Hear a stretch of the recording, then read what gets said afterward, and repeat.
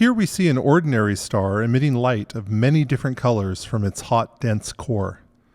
The light is carried by particles known as photons, as first explained by Albert Einstein more than a century ago.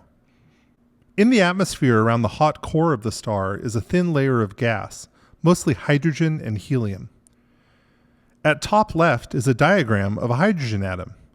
This hydrogen atom has an electron in the n=2 energy level, orbiting the proton.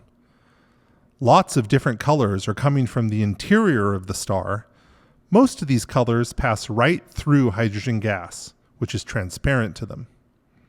However, light with just the right quantum of energy can be absorbed by this electron, causing it to jump up an energy level. This quantum of energy would look red in color. Hit play and we can watch this red photon be absorbed by the electron, and the electron will jump up to the n=3 energy level. As you can see in the spectrum at right, this color is now removed from the intensity seen by an observer outside the star. How can we tell that?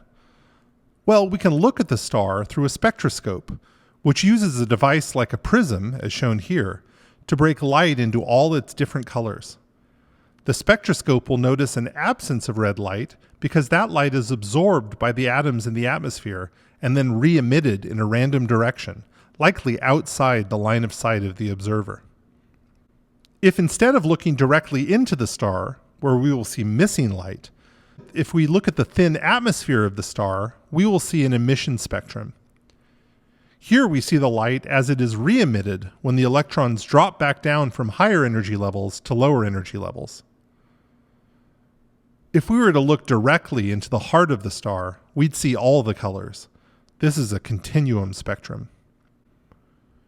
Helium has a much different absorption spectrum when compared to hydrogen. Why is that? Well, helium's electrons exist at different energy levels, thanks to having greater attraction to the two protons at the nuclear core. Also, the two electrons in helium interact with one another due to their spins. Notice here that one is spinning clockwise while the other spins counterclockwise.